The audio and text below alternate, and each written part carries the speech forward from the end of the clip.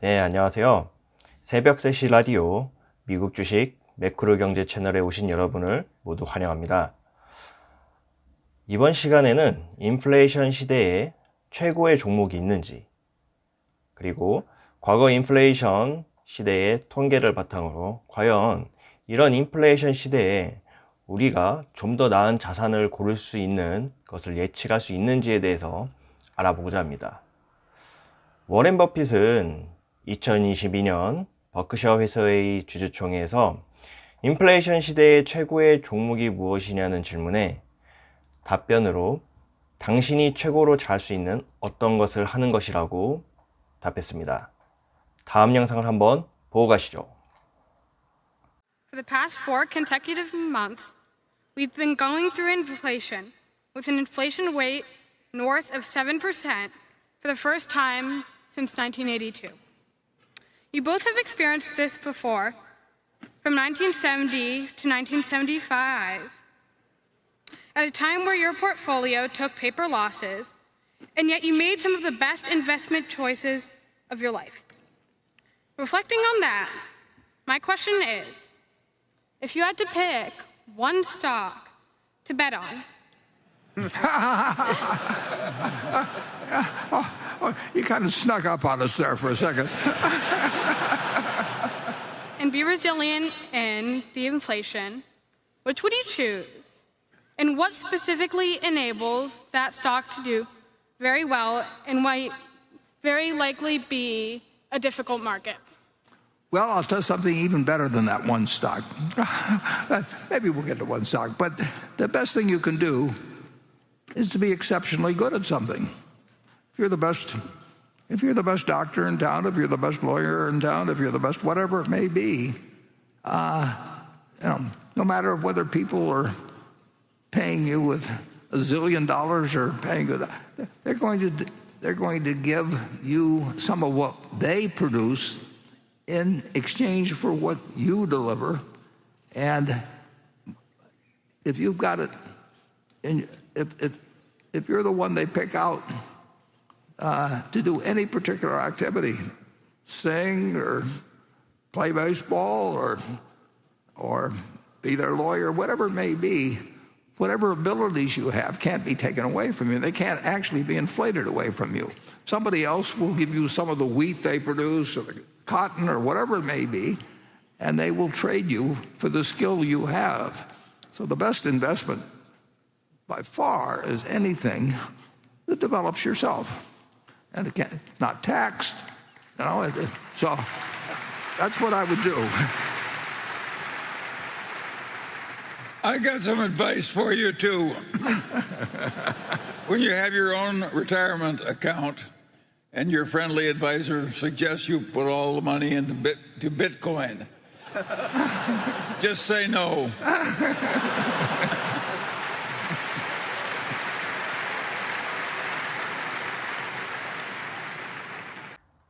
2022년 버크셔 해셔웨이 주주총회에서 한 소녀가 질문합니다. 인플레이션 시대의 최고의 회복 탄력성이 좋은 한 가지 주식을 선택한다면 무엇을 선택하시겠습니까? 워렌 버핏은 이때 투자에 대해 큰 일깨움을 주는 최고의 답변으로 응답합니다. 당신이 최고로 잘할 수 있는 어떤 것을 하는 게 최고입니다. 마을에서 최고의 의사가 되거나 하는 거지요.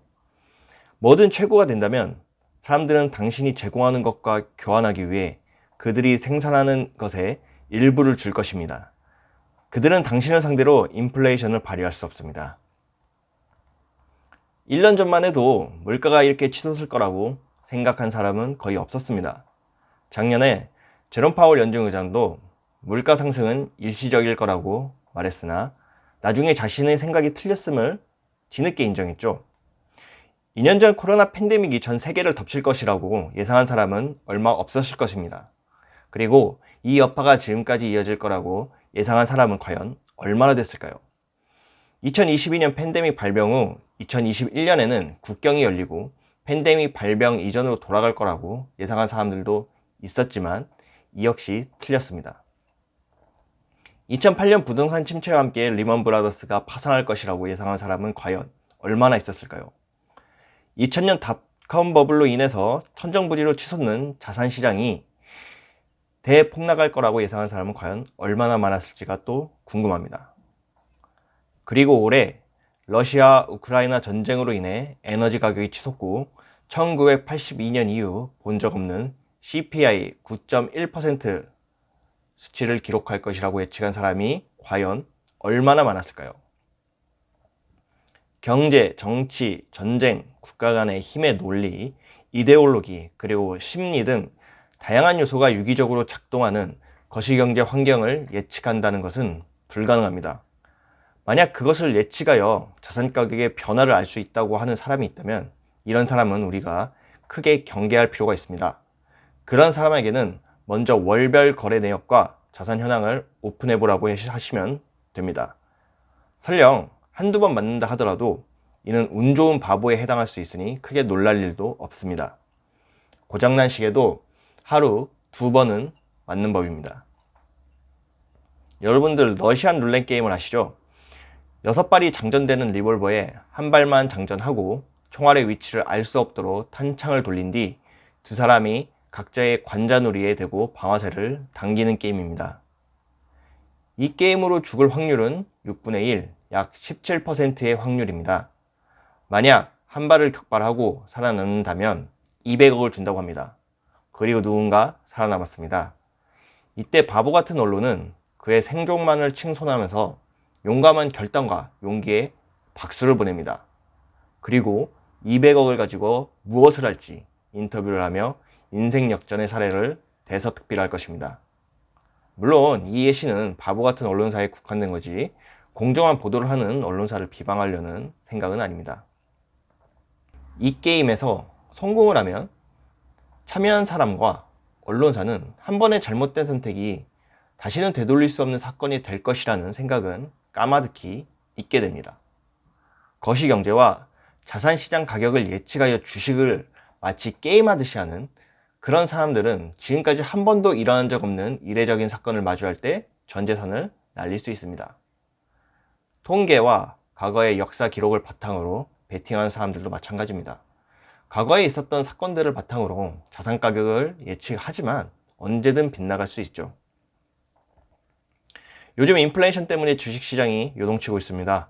러시아 전쟁은 끝날 줄 모르고 코로나 팬데믹으로 인해서 뿌렸던 헬리콥터 머니는 1982년 이후 본 적 없는 CPI 수치로 우리에게 다가오고 있습니다. 이에 따라 매달 금리는 큰 폭으로 상승하고 있고 빅 스텝에서 이제는 자이언트 스텝 그리고 울트라 스텝이라는 얘기까지 나옵니다. 그리고 제롬 파월 연준 의장은 8월 26일에 있었던 잭슨 연설에서 인플레이션의 안정이 최우선임을 밝혔습니다.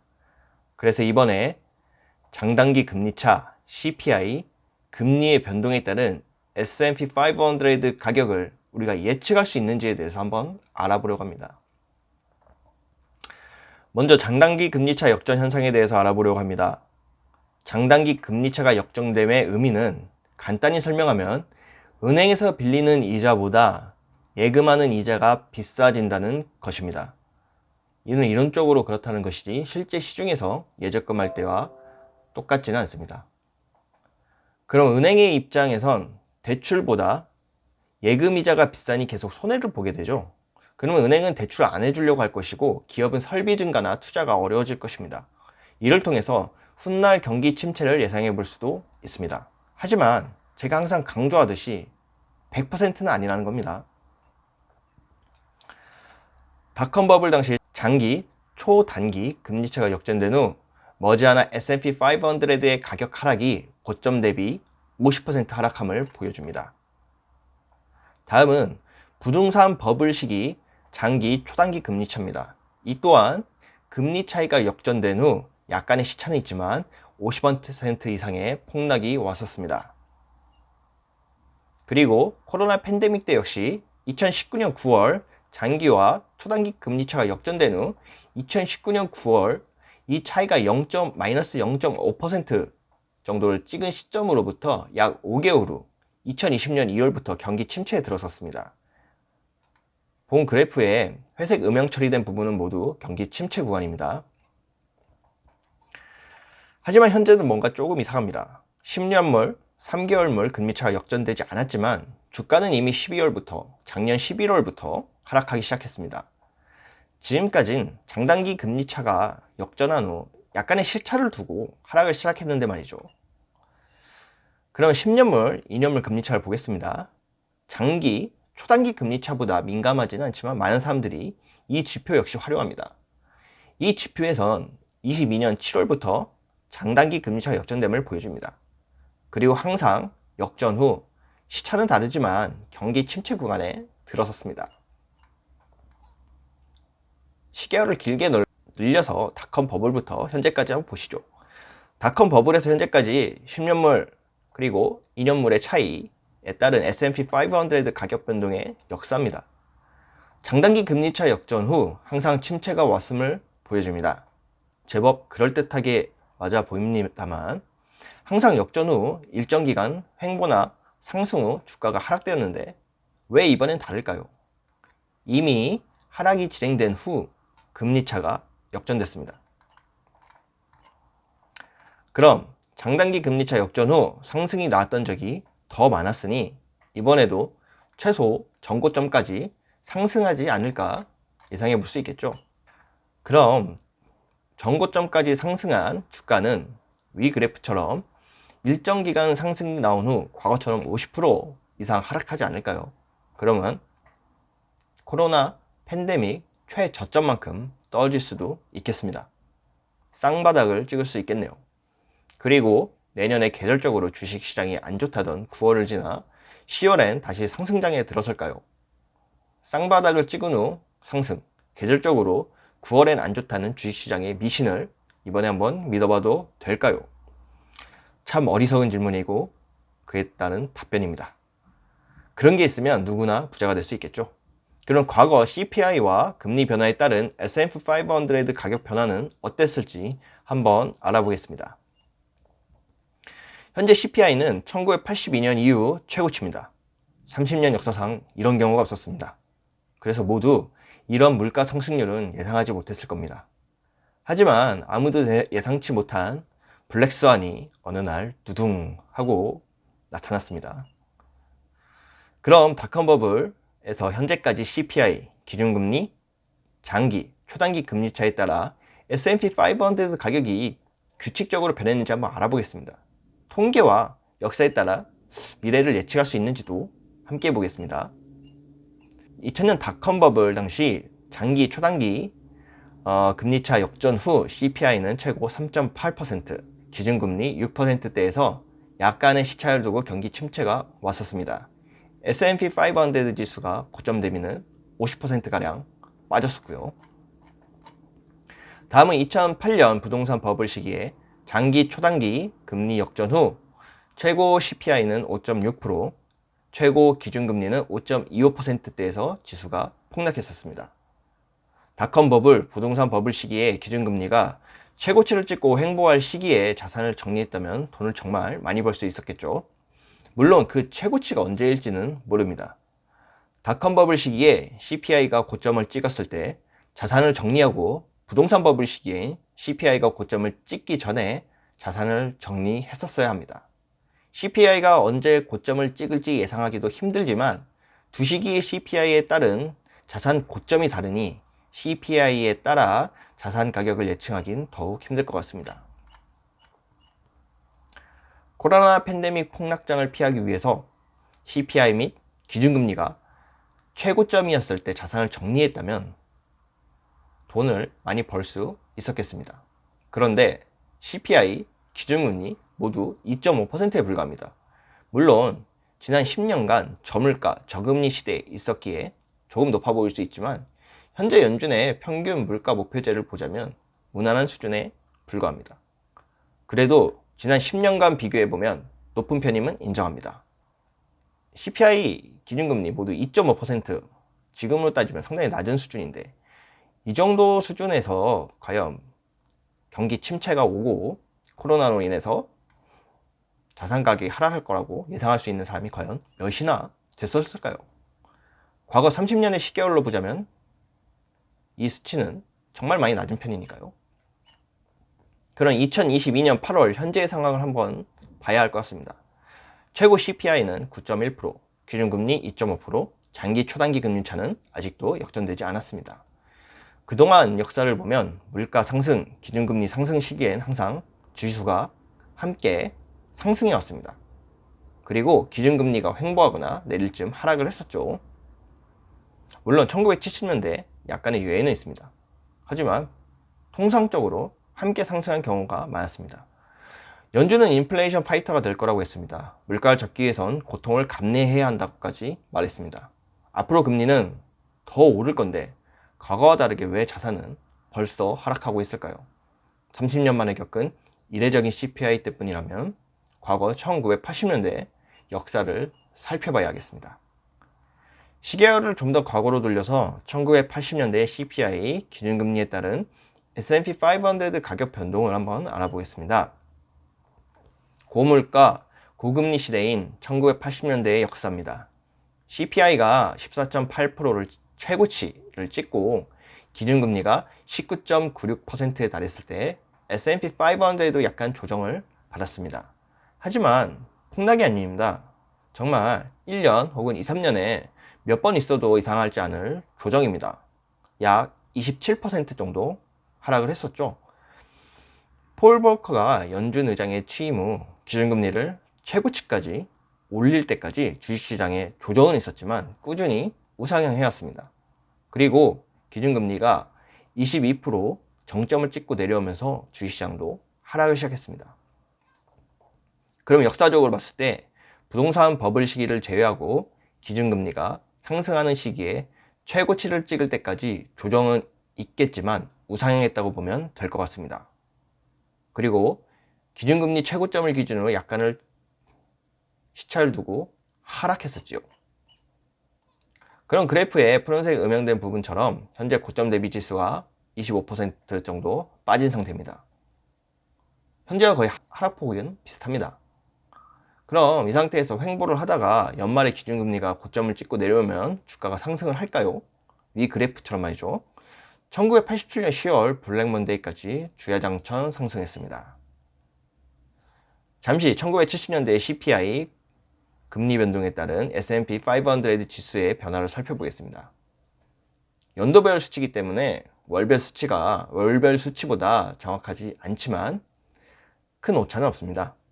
CPI와 금리는 같이 움직이고 이에 반해 S&P 500 지수는 반대로 움직입니다.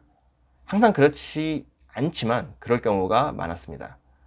문제는 CPI와 금리가 상승하는 구간에서도 S&P 500 지수가 상승한다는 것입니다. 그럼 CPI 금리 변동에 따라 S&P 500 지수도 규칙적으로 변한다고만은 볼 수 없습니다. 또한 현재 상황을 보면 장기, 초단기 금리차에 따라 지수가 규칙적으로 움직인다고도 볼 수 없습니다. 그럼 지금까지 알아본 경제지표에 따른 미래 예측은 할 수 없는 걸까요? 예, 저는 불가능하다고 봅니다. 이유는 물가와 금리가 상승하는 구간에서도 주식이 상승했던 역사가 있고 지금과 같은 이례적인 상황에서 과거의 통계가 맞지 않고 있기 때문입니다. 주식시장은 지속적으로 신기록을 써가는 올림픽 같은 게 아닐까 생각해 봅니다.